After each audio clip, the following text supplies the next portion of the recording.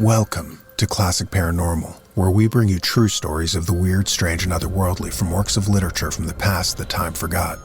Don't forget to hit the share button to help promote this podcast. In this final episode of the series, you will be entertained by Hamlin Garland's 40 Years of Psychic Research, first published in 1936. Chapter 25. Ancient Tongues and Ectoplasmic Masks. While in the midst of this very interesting series of experiments in my study, I received an invitation to address the San Francisco branch of the Psychical Research Society. This request came through my good friend Stuart Edward White, research officer of the organization. Among the friends whom he had invited to meet me at dinner were Judge and Mrs. Cannon, active members of the New York Society. I had met them in the East and was particularly pleased to meet them again, for it was at a sitting in their apartment that Dr. Wymant, the Oriental scholar, had carried on a conversation in archaic Chinese with an invisible who claimed to be Confucius, and I hoped to hear more about it. Mrs. Cannon during the evening told us the story in detail, and veterans of psychic research as we all were, we agreed that this colloquy in a language which not half a dozen men in all America could speak was one of the strongest arguments for persistent identity ever recorded by a group of skeptical observers. The story which Mrs. Cannon related at my request ran about as follows. Quote, "We were living on Park Avenue at this time, and having become acquainted with the work of Valentine the medium, we arranged a series of seances in our apartment. In these sittings, we had been hearing many direct voices, some of them speaking languages which none of us could understand. And when one night someone named Dr. Wymant is a scholar who spoke many languages, I had once invited him to come and sit with us. We particularly want you to listen to one speaker whose words no one of us can understand." Fortunately, this voice was heard during Dr. Wymant's first visit, and we all listened with intense interest while he conversed with the invisible. "He is speaking Chinese," Dr. Wymant said, "archaic Chinese. It is impossible for this medium to speak or understand this language. This speaker claims to be the ancient scholar Kung Fu Tzu, called Confucius. He told us that he had quoted the first lines of the most ancient Chinese poem, one that Confucius himself had edited, and that the voice took up and completed the poem, which was one whose meaning had been in dispute for centuries. Dr. Wymant, who came to 5 or 6 other of our sittings, declared that he had heard 14 foreign languages spoken by these voices, among them Hindu, Sanskrit, Arabic, Persian, Portuguese, and modern Greek. Valentine is an uneducated man and knows no language but English, and not very much about that." End quote. So ran the story, and I was delighted to get it, for I had met Dr. Wymant in New York and heard his public address on these sittings, but I had never seen anything he had written concerning them. And when Mrs. Cannon took from her bag a photostat copy of the letter which he had sent to her, I asked the privilege of copying it. Dr. Wymant's reputation as an Oriental scholar is well established in London as well as in China, I said, and his testimony is most valuable. At the close of the evening, I took this letter to my room and studied it with care, comparing it with my own notes and my recollections of his address. In it, I found most of the points which I had heard him make in his talk to the society, but here in fullest detail he recorded the dialogue between himself and the invisible sage. There is no physical explanation which could cover all the circumstances in the case, he said. I must leave to others the elucidation of the problem. He reports in this letter the dialogue which occupied several minutes of each evening and gives to his part in it as well as to the part of the sage just the proper tone of formal and flowing Chinese discourse. It was not merely a fluent use of the most ancient tongue, it was a complete characterization of an elderly scholar jealous of his high place in literary China more than 2,000 years ago. I am privileged to quote from Wymant's letter to Mrs. Cannon. Quote, "In a tremulous voice the invisible began, 'Greeting, O son of learning and reader of strange books. This unworthy servant bows humbly before such excellence. Wymant, peace be upon thee, O illustrious one. This uncultured menial ventures to ask thy name in illustrious style. Confucius, my name is Kung. Men call me Fu Tzu, and my lowly style is Q. I wasted more than 80 years and reached the end of no road. Peace be on thy house. May I know thy honorable name in illustrious style? I have since met this man Valentine and find him absolutely unable to comprehend such dialogue. Later in the conversation, the still more significant colloquy took place. Wymant, this stupid one would know the correct reading of a verse in the Shi King. It has been hidden from understanding for long centuries, and men look upon it with eyes that are blind. The passage begins thus." Here he quoted the lines in question. To this Confucius then replied, "It should be read this way, O master of mysteries." Here the voice intoned the passage, giving the correct wording of this obscure and disputed poem, a reading which astounded Dr. Wymant. Nevertheless, he persisted in his test.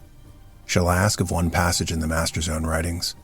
In Lun Yu Hisiapeu there is a passage which is wrongly written. Should it not read thus? Here Dr. Wyman started to quote the passage, but before he could get well into it, the ancient voice took up the quotation and carried it to the end. The invisible sage then said, "You are going to ask me about two characters which end the last two phrases. You were quite right, the copyists were in error. The character which is written se should be written i, and the character which is written yeu is in error for fu." In his address at the Psychical Society, I had heard Dr. Wyman report this test of scholarship as a trap to catch the medium. But in his letter, which is before me as I write, he admits his complete defeat and bewilderment. As I pondered this letter, which was Wyman's first formal record of his tests of the medium's power, I should have been convinced of the actual presence of Confucius in that darkened room of the Cannon apartment, but I was not. I admitted the truth of Wyman's report. I absolved the medium of any part in this dialogue. He was absolutely unfitted to meet such a test of scholarship. But in Wyman that knowledge lay, and it may be that the psychic had the power to draw upon that scholarship and return it to him in the Chinese tongue. I confess that this is going a long way around instead of cutting straight across, but my mind works that way. I grant that this dialogue is an almost perfect proof of survival and identity, as complete as any verbal test can be. For no modern scholar, not even Dr. Wyman, knew the exact meaning of those long-disputed lines. Nevertheless, despite this voice from the dark speaking with absolute authority, I was not convinced of the presence of Confucius in this circle. White, as a research officer of the Society, had arranged several meetings with psychics, among whom was a man who claimed to be able to secure voices through a megaphone in full daylight. And as this interested me, White drove me into San Francisco to meet this wonder worker. We found him awaiting us in the office of the Society. He was a heavily built, middle-aged, vigorous man, commonplace in appearance and manner of speech. He claimed to be a retired army surgeon, and his candid statement impressed me favorably. "I can't understand the process, and I welcome your investigation. I'll cooperate with you in any way you name." "You are the man we're looking for," I replied. He showed us a large horn or megaphone, much larger than the one most psychics use, and explained his practice. I hold the larger end of the horn against my solar plexus in this way. Here he placed it against his stomach, with the small end extending toward me. If you listen at the small end, you will hear voices and perhaps music coming through it. "Do you mean now, in this light?" "Yes, anywhere. In the daylight, electric light, in a public hall, anywhere. I'm ready to demonstrate right now." In the light of a clear morning and in this office, such a claim seemed preposterous. But as he was ready to act and we were ready to test him, I took the small end in my hand and put my ear to it, while Stewart had an eye to the lips and throat of the man, alert for signs of ventriloquistic effort. After a few moments, I heard very distinctly the whispered words, "Uncle John." This I took to mean John Burroughs, and though I asked for the last name, the whisper only repeated, "Uncle John, Uncle John." White then put his ear to the small end of the megaphone, whilst I gave close attention to the psychic's lips and throat. There was no apparent motion there, and yet White said, "I hear a name spoken. It is William, but it means little to me." A moment later he said, "I hear a sound as of the wind blowing through trees, and I hear a dog barking." We got nothing more definite at this time, but Wheeler urged us to try again the following day. I don't understand this power. Sometimes it works and sometimes it doesn't. I'd like to have you men investigate me thoroughly and tell me what it means. We made a date for the following morning, and as we went away I said, "That's a new one to me. I'm interested in this man." In my diary I find this note, quote, February 22nd, 1933. We met Wheeler again in the office of the Society, and I experimented with amazing results. At my request, he took off his coat and vest, and I ran my hands over his body to see that no microphone or wires were concealed under his shirt. Again, while he held the horn, I listened to the small end with Stewart watching for signs of ventriloquism. This time I heard the name, John, John, John, insistently, almost pleadingly repeated. Again, in the belief that the whisper meant John Burroughs, I asked, "Can't you give me your last name?" To my astonishment, the whisper only replied, "Van Dyke, John C. Van Dyke." I was careful not to repeat the name aloud, but I saw White recording it in his notebook. I then held the cone in my own hands a foot or more from Wheeler's body, and plainly felt it vibrate with whispered words. The sounds appeared to be generated in the middle of the cone, not at the end. Getting Van Dyke's name was surprising, for I had John Burroughs in my mind all the time and fully expected to hear his name. Van Dyke was not consciously in my thought. The psychic, a non-literary, non-aesthetic soul, could not possibly have known Van Dyke, certainly not as my friend. Furthermore, and still more singular, as I listened to the small end of this horn, I could hear voices in a whispered conversation. a colloquy which had no relation to me. The speakers went on and on as if unconscious of being overheard. They sounded far off, and their words were indistinct, but I got the impression of a lively and continuous dialogue. While Stewart held the horn, I heard other names repeated over and over as if the speakers were eager to be recognized, but these names meant nothing to me. I again held the cone at least 2 feet from Wheeler's body while White listened to the small end and conversed with a voice. He said, "No, I don't remember any such man in my company. There was no Peter White in my command." "Oh, you say in my regiment, not in my company?" "That might be. I'll look you up. You were a sergeant, in command of a machine gun? All right. You'll be on record somewhere. I'll check up on you." While this dialogue was going on, I held the cone balanced on the palms of my hand and again felt in the cone the vibration of the whispered words. White now took the horn and held it entirely clear from the psychic's body, and as I listened, I again heard the voices eagerly repeating names. One sounded like Sam Smith. I could not distinguish any words of the messages, some of which were full of pleading. It was with a distinct feeling of regret that I found myself unable to reach and comfort these appealing souls. I sensed a distinct wistful plea for recognition. I gave over the attempt. End quote.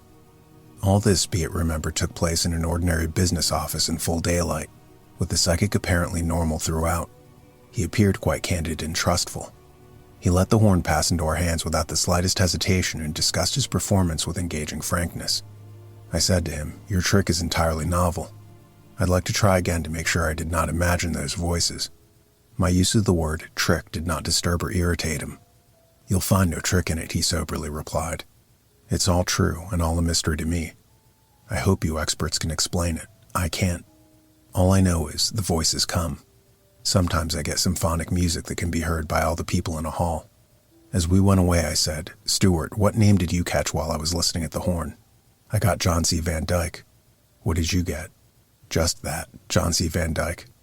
"We must pursue this man further. His willingness to be investigated is promising, and his stunt is amusing and novel, so novel that I am eager to try him again." It came to me afterward that Sam Smith, who so pleadingly repeated his name, might have been intended for Samuel G. Smith, a young clergyman whom I had greatly admired as a boy in Osage, Iowa. I came away without another test, however, and I was never able to arrange another meeting with Wheeler. That night, Stewart, as we sat beside the fire, told me how he first became interested in psychic matters. While Mrs. White and I were spending the winter in New York City some 10 or 12 years ago, we fell in with a group who were experimenting in a private way. I knew very little of psychic literature at the time. I didn't even know the patter of the practitioners, but some of the members of this group I speak of had a pretty thorough understanding of it. Margaret Cameron, whose book The Seven Purposes had just been published, was one of them. Others interested were John P. Gavitt and his wife, you know Gavitt, Harrison Lewis, Margaret Cameron's husband, and 1 or 2 others. Margaret, Lucy Gavitt, and my wife had all done some psychic experimenting, but separately, each along her own individual line. None of us came to the subject because of bereavement or other emotional impulse, and no one of our circle had made a study of the history of the subject. I had no notion of what to expect, nor what the conventional procedure in such circumstances should be. I must explain, however, that all 4 of our sensitives, Betty, Joan, Lucy, and Margaret, were of the mental rather than emotional type. We went along gaily for a month or so, meeting 2 or 3 times each week, and then at last we began to get results. At this point, he went to his files and brought to me a handful of typewritten manuscript. Here is the record of our experiences. He then read this paragraph, quote, "January 28th. Joan was completely covered by a piece of black cloth, and yet through this her figure was several times made distinctly visible, in rather blurred outline, by means of a glowing lucent effect. At one time the luminosity extended above her head, and it seemed that an attempt was being made to show a standing figure. Shortly after, a wraith-like thin mist about human size rose from the floor about 2 feet in front of her. D started to put his hand out toward the mist, but Anne, our guide, called out, 'Dinna touch it,' end quote. Putting the manuscript down, he resumed his narration. This was the beginning of our ectoplasmic masks. One after another, Joan, Margaret, Lucy, and Betty fell into trance, and then I began to see and record the formation of portraits on their faces. The most remarkable of all, in a way, was a portrait of Margaret herself. 'The duplication of a living person?' I exclaimed. Yes, it was a portrait bust, located about a foot to the left of her normal body and between herself and Lucy. It endured as a luminous globe about the size of a head for some time. It presented a face, but only for an instant. What were the other portraits? One looked like Eugene Field, that long-faced hairless type. Another suggested Eugene Debs. And then our guide brought me into it. I became the goat. One night, Anne, our invisible guide, said to me, "Come now, Stuart lad, take a seat on the floor in front of Joan." Joan was the principal agent that night. I did as I was told, but my sensations were not pleasant. It was like sitting in an icebox with a trickling cold shower coming down from above. I noted afterward, however, that this did not make me shiver. Could you feel anything going on? At first I had no sensation other than the sense of cold and a strong impulse to suck in my cheeks. Then I felt as if cobwebs were flung in my face. Gavitt reported that an ectoplasmic mask had formed itself over my face. This mask, he declared, was the portrait of an elderly man, a man he had known. Some of the others recognized the likeness. What an amazing phenomenon. Stuart smiled, wasn't it? Then an old woman was pictured. She had a long face and a double chin. Her hair was smooth and parted in the middle. No one seemed to know her. Then came a figure in ecclesiastical robes, a seated figure with small, fine head. The features in this mask were not distinct, but they resembled the last pope. Following this came a large-featured elderly man of the Roman senator type, and that ended my performance. Anne, our guide, then directed Gavitt to take a seat on the floor in front of Joan, whose wrists were still being held by Margaret. Now John, as you know, has a round face with a nose to match. But as Joan waved her hands over his head, he was transformed into a sharp-nosed person with a thin face and heavy black eyebrows. I was standing within 3 feet of him while this change took place, and I made notes of it immediately afterward. You'll find them all here in this manuscript. John reported the same sensation that I described, that of a cold shower bath. Our invisible Anne then called on Betty to take a seat before Joan, and we all drew close to her, so close as to almost touch her, eager to mark every detail of the process. I saw her face change in size and shape till it resembles a little girl of 6 or 8, a round-faced, strongly brunette type. I tried to penetrate the features of this mask to the real Betty behind it, but I could not do so. It was not a luminous mask. It was as though her flesh and blood had been manipulated, modeled. Before we could recover from this performance, Anne said, speaking through Joan, "Now we'll play a joke on Betty. She will not mind." Here again he read from his notes, quote, "Thereupon Joan, whose wrist still held by Margaret, waved her hand over Betty's head. Instantly her face lengthened and her brows became wide and low. She developed high cheekbones, the result of a grotesque mask. Anne said, 'Now she's a comic Valentine.' Joan then waved her arms with a sudden motion, and Betty reappeared in her true form. However, Anne was not finished with her. Again, Joan waved her arms above Betty's head, and she became almost instantly a very handsome girl with a large head, regular features, and cow-like eyes. This was a most astonishing transformation, especially as we all stood close to the victim while she was being rebuilt.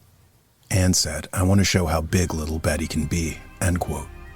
Stuart said, 'This was not a spirit portrait. It was a stunt, something done to amuse us, something to arouse our wonder. It was not a mask as some of the others plainly were. It seemed to be an actual modeling of Betty's flesh and bone. I can't account for it. I can only report it. It had no direct relation to the spirit hypothesis. No, only so far as it demonstrated that this plasma could be shaped by the thought of those in the 4th dimension as well as by our own thinking. Anne intimated that dogs, cats, and other animals could be so shaped in accordance with our memory of them. As he paused, I said, 'Certainly the conditions were wholly favorable for exact observation.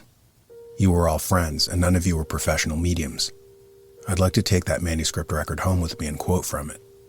It is one of the most extraordinary and convincing documents I have ever read, outside of my own, of course.' He laughed. 'I don't know how convincing it is, but you're welcome to use any part of it you please. I warn you that it runs to several hundred pages of typewriting. The reader should bear in mind that the historian in this case is a distinguished author who was less than 40 years of age when he made that record. He was, moreover, a man of the open air, a big game hunter, a keen-eyed, level-headed observer. He was not seeking consolation, and he did not regard mediumship as a sacred endowment. His candor, his integrity, and his robust manliness must be taken into account. He then showed me the manuscript record of his experiences with the Crandons and said, 'You may take this too. Marjorie gave us a wonderful demonstration up in Betty's room, a room the Crandons had never before entered.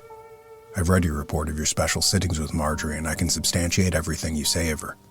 While Walter showed his hand, played with that illuminated disc, and patted us on the head, I not only held both of Marjorie's hands, but with my leg across her knees I controlled the action of her feet. I am certain that she did not stir from an almost complete rigidity. At times I took both of her hands in my right fist, and with the palm of my left controlled her mouth and lips. Meanwhile, Betty on the other side was similarly controlling Dr. Crandon's. He did not use his hands while Walter was performing.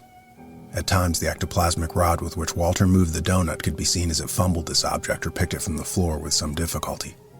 At one time, this rod touched me. It felt like the poke of a finger. At a second sitting in the same room, I had abundant time to study the stream of ectoplasm which came from the psychic at about the region of the solar plexus. It appeared as a mass about 4 inches in diameter. It was self-luminous and hovered just below the tabletop. Finally, it rose above the edge of the table and spread itself over the surface of a photographic film which I had placed there. The mass remained there, taking the rough shape of a hand, for about 10 minutes. This band, or stream of plasma, seemed to flow up and over the table like lava, if lava could flow uphill. It had a peculiar writhing, vibrant liveliness and pulsation throughout its entire length. After flowing about for a time, the mass of plasm stood straight up about 30 inches high and changed its shape. It attempted, apparently, to mold a small bird-like figure. It then made a rough attempt at modeling a head, and after that, a fist. Finally, it withdrew into the psychic's body. I controlled Marjorie as before, and at one moment, by request, I again controlled her lips and mouth. Nevertheless, Walter picked up a $50 from the table and tapped the lower shelf of the table, then the underside of the top, and at last placed it in my hand. There is no use talking of trickery. The room was our own. There was no chance for apparatus. I did not nail her to the chair as you did, but I had her fully under control. As I listened to his story, I found myself checking the correspondence between his experiences and my own. I recalled all the phantasms I had seen and the voices I had heard. Stuart, your report confirms all that Jelly has written concerning the nature of ectoplasm, which he states can be modeled by the thought of the sitters of the psychic as a sculptor models wax. It does not convince me of spirit return, but it does confirm me in my own deductions. White then showed me some slate writing which he had secured under rigid test conditions. He said, on this clean slate, I drew 2 broad lines in the form of a cross, touching each of the 4 corners so that anything appearing on that surface must be above these marks. All these messages in color which you see were written over the lines and while I held the slates. They did not pass out of my hands. I have had these pigments examined by one of our chemical firms in order to determine whether they could all be developed by some one process from invisible ink. I will show you the report. He got from his files the report signed by the chief chemist who said in effect that the differing pigments could not be developed by any invisible chemical. For each color had a different quality, no reagent would act on all alike. But the fact that the messages were written after you put the lines across the slates is sufficient evidence, I argued. He went on. The only suspicious fact connected with this medium's work is the presence in his desk of many prepared messages and designs. But even so, how does he put them across and above my lines whilst I am holding the slates? It may be that he prepares them beforehand in order to have them vividly in his mind when the time comes to reproduce them. If they are ideographs, if thought can model ectoplasm as Jelly states, it may be that thought can precipitate writing on a slate. Going over the chemist's report, we noted these conclusions. First, the characters were written or printed in chalk of various colors, showing no characteristics of being written with invisible colors. Secondly, the inscriptions were each produced by the use of a solid crayon. Thirdly, the materials were such as entered into the manufacture of commercial colored crayons. Fourthly, the characters were placed on the slate in their existent form. Owing to the difference in their chemical constituents, producing all the chemical changes simultaneously was impossible, particularly with the condition mentioned that no substance was applied during the 4 to 17-minute period. Stewart added, I stated that the slates were clean when I took them into my hands, and that I was positive that no others were substituted. To this I added, it is entirely credible to me, for your control was similar to that which I have many times practiced. As you will recall, I dictated what was to appear on the slates after I had them under my hand. I heard and felt the writing, but I did not see it appear. What are we to say when all the laws of matter stated by our textbooks appear to be negatived in this way? How can we induce a man like Millikan to give study to such a small miracle? And yet a single word written on that slate as you describe it has greater interest to me than the cosmic ray. It demands explanation on a psychical plane, if there is such a plane. In a public meeting recently, Millikan is reported to have rebuked a speaker for speaking of the electron as though it were well known while the soul was an abstraction. He is reported as saying, we know nothing of the electron other than that it is a center for chemical forces. Richer, refuses to admit that these physical phenomena are in opposition to official science.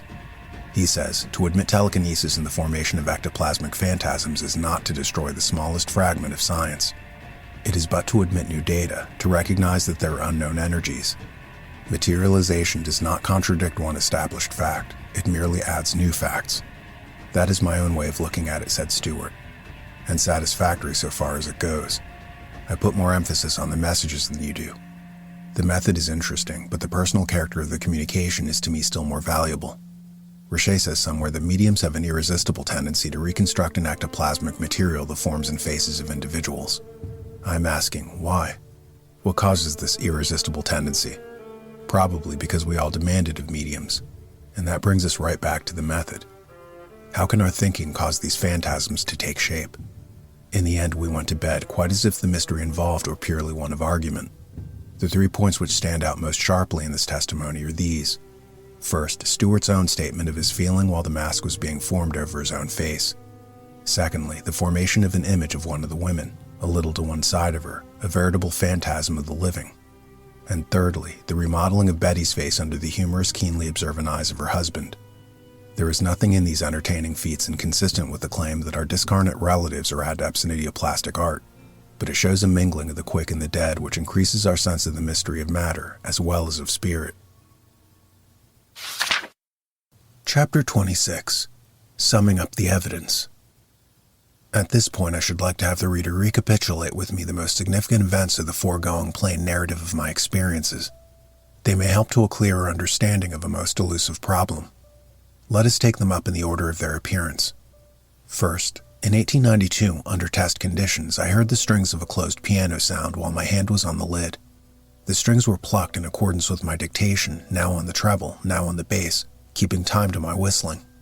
Second, a year later, under rigid test conditions, Professor Dolbear, a distinguished physicist, and I, in his own study, with a psychic under our control and with no one else present but Mrs. Dolbear, secured the movement of books and other small objects without normal contact by the psychic. While our sleeves were nailed to our chair arms, we saw the moving of a huge shadowy hand and arm above our heads. Hands at my request thumbed a book, and a box was brought from a shelf at Mrs. Dolbear's request. Not only were the psychic's sleeves nailed to her chair, but her wrists were encircled by a silk thread of which the taut ends were held by Dolbear and myself.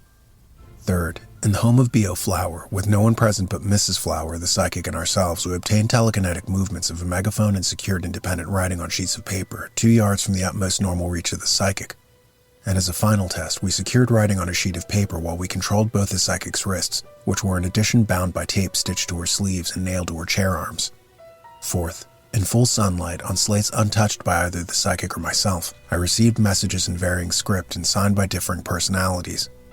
And while alone with the same psychic and rigidly controlling her hands and her feet, I saw the soaring flight of a megaphone. Fifth, with Henry Fuller as my assistant, I secured from another medium in a sunlit room 7 bars of music written on folded slates, while they were in my own hands or in Fuller's hands at a distance of 6 feet from the psychic sitting immovably in full view. Some of this music being recorded on the slates while they were under my foot. All of it came without contact by the psychic, and corrections were suggested by a voice which appeared to come from the air.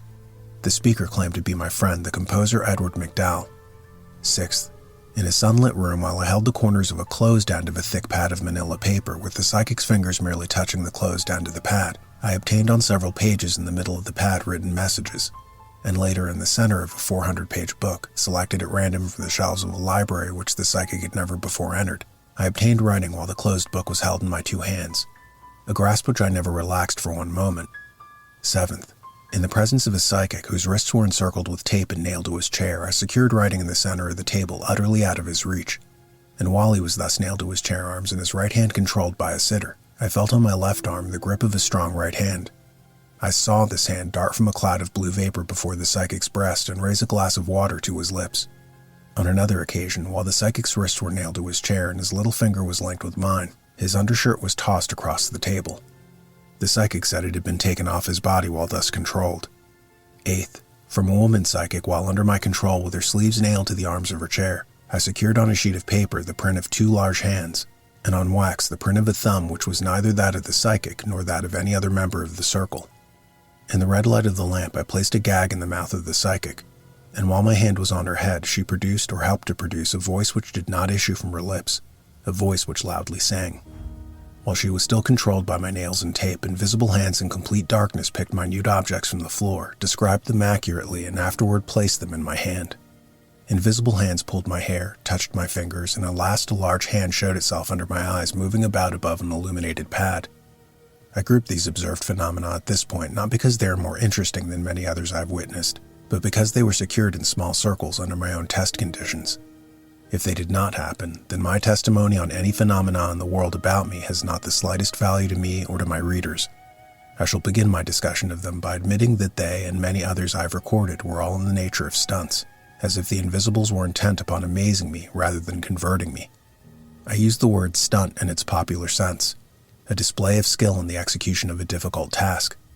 But describing these phenomena by a slang term does not lessen their essential mystery. They should have astonished me, but in truth they did not. On the contrary, they took place so naturally, so quietly, that I studied them without the slightest feeling of awe or even surprise. Magical as they may seem, incredible as they are, they happened exactly as I've described them, and were recorded at the time without taking into account the aspects which religious beliefs had given them. In this chronicle, I have attempted to present each event clearly and without prejudice for or against the spiritualistic theory. All I ask of the reader is a like dispassionate judgment of my chronicle. I repeat, if my testimony is of no value on these phenomena, it is of no value on any other of my experiences. I merely state what I saw and heard, as in my afternoon neighbors. I've recorded the words and faces of my fellow writers and artists. While it would not be quite true to say that as an investigator I am at the point from which I started 45 years ago, I shall no doubt disappoint some of my readers when I confess to a state of doubt. I rest my case, not for the lack of other evidence, but for the reason that having brought my investigation to date, I feel the need of putting my experiences on record at this time in their proper order and in more detail than I've hitherto been able to do.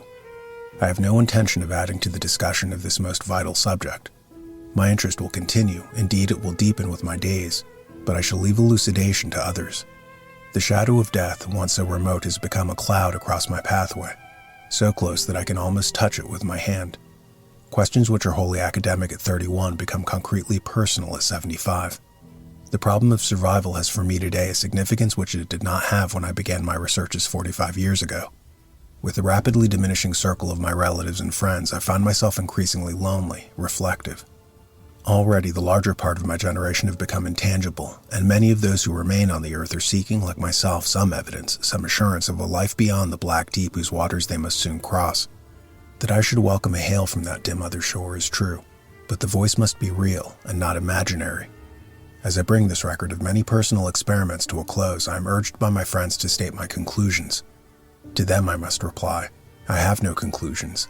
I am still the seeker, the questioner. I can only put into this final chapter some of my convictions along with a candid statement of the intellectual barriers which have thus far prevented me from an acceptance of the spirit hypothesis. I do this in a mood of sincere regret. I wish I could end this book with a triumphant song of victory, but I cannot do so. That these phenomena are psychodynamic, that the communications I've recorded may be wholly due to a blending of the thought, conscious or unconscious of the sitters and the psychic may be true. The so-called guides indicate this. They speak as the medium imagines they would speak. Lincoln has a marked German accent when the psychic chances to be German, and Thomas Paine regrets his deistic utterances as the Christian medium thinks he should do. In saying this, I am not accusing any medium of fraud. Quite the contrary. Most of the mediums I've studied have impressed me with their simple sincerity. Many were deeply religious, holding their gift to be sacred. With benevolent intention to console, they delivered only pleasing messages. They almost always responded to the desires of their patrons. It is for these reasons that they continue to report in glad detail the doings of our friends on the other side. Sir Oliver Lodge in his book Raymond quotes his dead son as saying that life goes on with him very much as it did on earth. There is in this material concept of the spirit world something of the wistful charm of the land of youth in Celtic mythology, in whose air no one grows old, the home of the Ceti. I should like to share this faith. I should like to believe that my father and mother in restored youth are walking a new and lovely country, feeding on astral fruits and grains while waiting for me to join them. But alas, I cannot compass such a belief. I cannot find the passage through the hillside into the changeless realm of the She. In writing of my doubts, I have no wish to weaken any other man's faith. I am merely stating the reasons which prevent me from accepting the spiritist interpretation of psychic phenomena which I have abundantly proven to exist. I am still questioning the identity of the manifesting intelligences. My descent is not upon the phenomena, but upon their interpretation. I am seeking an explanation of their production and their establishment of facts as platting the fourth dimension or listing the occupations and recreations of those who inhabit it. Another of these barriers to my acceptance to these spirit messages is the language in which they are expressed. Caesar writing a message in English on a slate in Washington is absurd. Why should Napoleon speak to a German dentist in Detroit rather than to an Italian historian? There is a certain logic in a colloquy between Confucius and Dr. Wyman, for Wyman understood the Chinese language of 2,000 years ago. But there is no logic in a Chinese philosopher addressing himself to me, for I know nothing of his history or his tongue. It may be that this amazing dialogue with Confucius was only a dramatization, an episode born of Dr. Wyman's knowledge of Chinese literature drawn out by some unknown power in the medium. I am troubled also by the problem of personal ubiquity. It is possible that Doyle could be heard by 1,000 spiritualistic circles at the same moment. The radio has made that credible. But that he should be able to broadcast differing messages at the same identical moment is to me unthinkable. Time may be the fourth dimension, but my dull mind cannot grasp the concept of two differing messages finding expression at precisely the same moment. Then too the theory of growth, of development in the spirit world gives me pause. A friend tells me that his daughter, who died when a child of 3, manifests her spirit return by ruggishly untying his shoestrings, just as she used to do 40 years ago. I listen, but it is to me a fairy story with a heartache in it. If this spirit is now a woman of 43, I feel it unlikely that she would retain her childish relationship to her father, or that she would remember and practice this prank of her childhood. It is easier for me to conceive that she is a creation of his own mind. Still other questions crowd for answer. How shall we smooth out in the spirit world the tangled relationships of this? What becomes of divorced wives and recreant husbands? To whom shall the widows and widowers belong? At what point does hope of reunion with a beloved first wife change to that of a second or third wife? These and many other embarrassing and even humorous complications arise from the spiritualist concept of life after death. The most baffling of all of these is the inability of science to draw a line between the lowest man and noblest animal. And I find myself unable to affirm that the African pygmy survives death while the gorilla and the lion vanish with their bones. In the long procession of life from the oyster to man, science finds no point where an immortal soul suddenly develops. Modern biology says there is no point where an immortal soul suddenly enters. One form of life shades into another. From the amoeba to man is an endless chain. This being so, I am confronted by a still more insoluble problem. If we deny animal immortality but declare that all men of all ages have survived death, we are involved in a shoreless sea of human spirits. The ranks of the dead are incalculable. Geologists estimate that man has been on this earth in something like his present form for 1,000,000 years. During this time, billions of ape men, cave dwellers, stone wielders, and metal workers have lived and died. Shall we grant that they have all survived death? Or shall we say that only those survived who possessed ethical attributes? I am unable to draw this line. I cannot define the law of survival. If I confine the problem to humankind during what is called historic times, I am appalled. The number of intelligent human beings who have lived and died during the last 10,000 years is beyond computation. Consider the waves of men who have swept across and around this planet, hungering, mating, murdering each after his kind. What has become of these souls, these billions of individual men? Are the millions of satyrs, warlords, assassins, rapists, murderers, cannibals, and savages who formed a large part of this innumerable host entitled to immortality? Shall we grant that the torturer survives equally with his victim? Can we say of the men of one age that they lived beyond the decay of their flesh, and of those of another age that they perished as the grass? Unless the past is wholly imaginary, these problems remain. Survival as I see it is not dependent upon good works nor upon the acceptance of any religious faith. It is based on a natural law.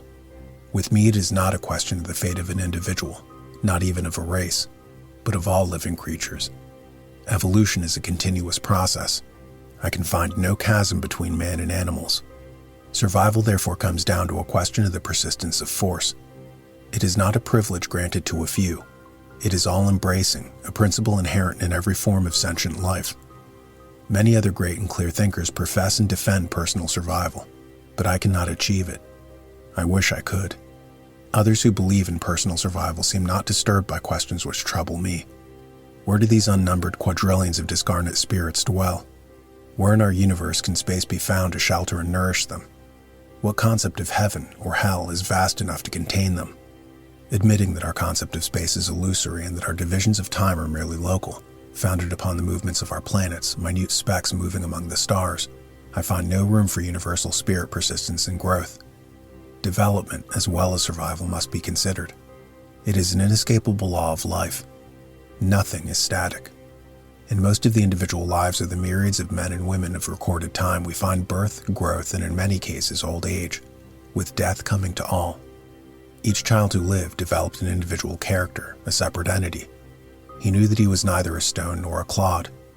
He counted himself a man, distinct from the animal world. This consciousness of self varied in clarity from a vague feeling to a defined faith. For the most part, savage races have believed in some form of life after death. Their burial customs bear witness to that. But to me, there is something incredible, something monstrous in this concept of universal survival. I confess that my notions of space and time are not wide enough to contain these happy hunting grounds. I am not able to comprehend even the fourth dimension. Time, some say, is the fourth dimension. That does not enlighten me nor console me. As a three-dimensional being, I can make nothing of these higher concepts. The considerations I have thus outlined may not trouble others, but they have increasing weight with me. I acknowledge bafflement. When in the quiet of my study I converse with invisibles who claim to be my discarnate friends and relatives, occupying some other dimension, I am almost persuaded of their reality. For the moment I can see the possibility of their persistence, especially when their voices carry movingly characteristic tones and their messages are startlingly intimate. At such times they seem souls of the dead veritably re-embodied. They jest with me about their occupations. They laugh at my doubts, quite in character. They touch me with their hands. But after they have ceased to whisper and I recall the illimitable vistas of the stars, these phantasms of my dead, like all other human beings, barbaric or civilized, are as grains of dust in a cosmic whirlwind. In the light of the sun, the fourth dimension, like the medieval maps of heaven and hell, withers to a fantastic mathematical formula. I am aware that a great philosopher has publicly said, death is but an episode in life. And this I should like to believe. But I sometimes wonder whether it would be well for us to reach a definite assurance of immortality. What effect would it have on our ethical standards? It may be that we are destined to be forever seeking that assurance. For 20,000 years we have been asking, if a man die, shall he live again? And it may be that we must continue to seek an answer. It is to me the most vital of all subjects of research, more important to me than a demonstration of the existence of the cosmic ray, or of the cracking of an electron. Assurance, if it comes, will be the result not of reading, but of experiment. In conclusion, therefore, I plead for a study of these phenomena without taking into account the aspects which beliefs have given them. The human organism should be studied in all its manifestations like any other form of organized matter. To say of any psychic phenomenon, it is not subject to laboratory inquiry, is unscientific and absurd. Our Eddingtons and our Millikins should be aiding us to an understanding of the phenomena with which this volume is concerned, not as the basis for a new religion, but as an extension of biological truth. Now finally, if you ask me bluntly, what is the present status of your belief? I must repeat that I am still the experimentalist, the seeker, and that I find myself most in harmony with those who say, all these movements, voices, forms are biodynamic in character. They are born of certain unknown powers of the human organism. They are thought forms, resultants of mind-controlling matter. They all originate in the seance room and have not been proven to go beyond it. If you ask how it is that these ectoplasmic phantasms speak thus pertinently and often in opposition to the thinking of the circle, I must answer, I do not know. That the composer was a product of my own brain combined with that of Fuller seems probable, but I cannot tell you how he came to speak, nor why his thought persisted in opposition to ours. That these ectoplasmic phantasms are due to some occult power working through the medium is possible, and it may be argued that the form thus shaped, existing and active for 10 minutes outside the body, may, under favoring conditions, continue to live and act for an indefinite period. This is a fair inference, and I am willing that the reader shall make the most of it. I may come to that position myself as the evidence grows in power. There is no farther wall in my science. Men will be discovering new facts in nature 1,000 years from now, just as they are finding out new natural laws today. The human organism will never be completely weighed, measured, and diagrammed. It is a microcosm of the universe. There will always be a field of unexplored biology. Beyond the fourth dimension, other dimensions will allure men who are insatiably curious, those to whom the unknown is at once a challenge and a way of escape. We know a little now. We shall know a little more a century hence. But death will still be the ultimate insoluble mystery. You've been listening to Classic Paranormal's reading of 40 Years of Psychic Research by Hamlin Garland. This was the final installment of the book. If you like this volume, be sure to tune in to the next book we cover. Until then, followers of the freaky, aficionados of the afterworldly, connoisseurs of the creepy, stay spooky.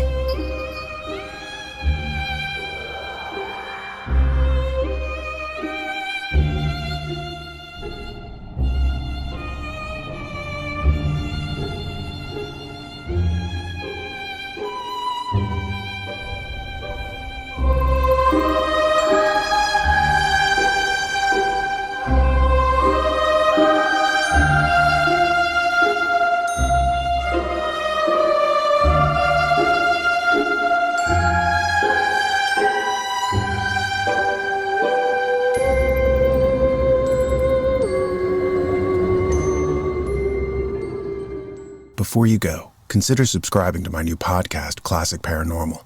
It's a clearinghouse for lost real-life accounts of true ghost stories. It's found on Apple Podcasts.